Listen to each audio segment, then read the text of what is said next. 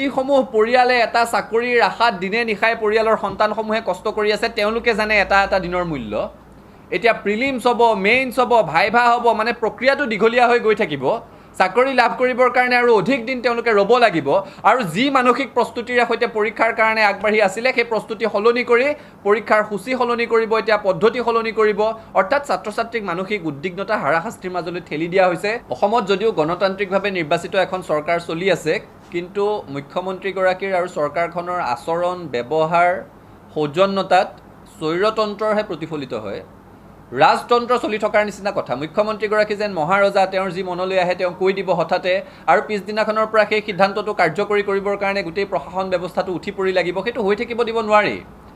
8 মাহৰ আগতে বিজ্ঞাপন প্ৰকাশ হৈছিলে তৃতীয় বৰ্গৰ চতুৰ্থ বৰ্গৰ চাকৰিসমূহৰ কাৰণে। তেতিয়া কিবা পৰীক্ষা পদ্ধতি উল্লেখ কৰিছিল নেকি? নাই কৰা। 6 মাহ আগতে ছাত্ৰ ছাত্ৰীয়ে আবেদন কৰিলে। সেইখিনি সময়ত ছাত্ৰ ছাত্ৰীয়ে পূৰ্বৰ পৰীক্ষাসমূহ যি ধৰণে হৈছে সেই ধৰণেই হ'ব বুলি মানসিকভাৱে প্ৰস্তুত আছিলে। তাৰপিছত যোৱা 6 মাহ ধৰি যিসকল ছাত্ৰ ছাত্ৰীয়ে এই পৰীক্ষাত বহিব তেওঁলোকে মানসিক প্ৰস্তুতিৰে সৈতে আগবাঢ়ি আছে।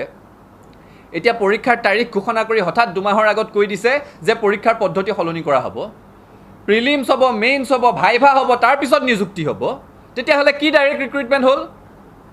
প্ৰিলিমছ, মেইনছ, ভাইভাৰ পিছত যদি নিয়োগ হয়, তেওঁলোকৰ মূল কথাটো হৈছে চাকৰি দিবলৈ মন নাই কাৰণে প্ৰচেছটো লেহেমীয়া কৰি গৈ আছে নেকি? 21তে চৰকাৰ হ'ল, 1 লাখ চাকৰি গণি গণি দিম বুলি ক'লে। যদিও কৈছিলে যে 24 লাখ নিবনুৱা সংস্থাপন দিম, চৰকাৰ গঠন হোৱাৰ পিছত 1 লাখক চাকৰি দিম বুলি কৈ বাকী 23 লাখৰ কথা পাহৰি থাকিলে। প্ৰতি বছৰে 1 লাখতকৈ বেছি গ্ৰেজুৱেট অসমত সৃষ্টি হৈ আছে। শিক্ষিত নিবনুৱাৰ সংখ্যা বাঢ়ি গৈয়ে আছে। 1 লাখ চাকৰি দিবলৈ সময় লাগি গৈছে 3 বছৰ। আৰু এতিয়া যিসমূহ পৰিয়ালে এটা চাকৰিৰ আশাত দিনে নিশাই পৰিয়ালৰ সন্তানসমূহে কষ্ট কৰি আছে তেওঁলোকে জানে এটা এটা দিনৰ মূল্য।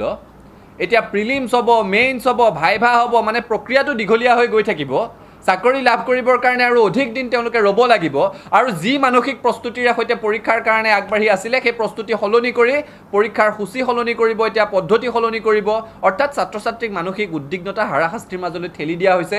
মুখ্যমন্ত্ৰীগৰাকীলৈ আমাৰ স্পষ্ট আহ্বান আৰু প্ৰত্যাহ্বান, আপুনি নিয়োগ বঞ্চিত লাখ লাখ অসমীয়া নিবনুৱা যুৱক যুৱতীক সংস্থাপন দিয়াৰ ব্যৱস্থা কৰক আৰু তেওঁলোকৰ মানসিক অৱস্থাটোৰ সৈতে এইদৰে হেতালি খেলি থকা বন্ধ কৰক।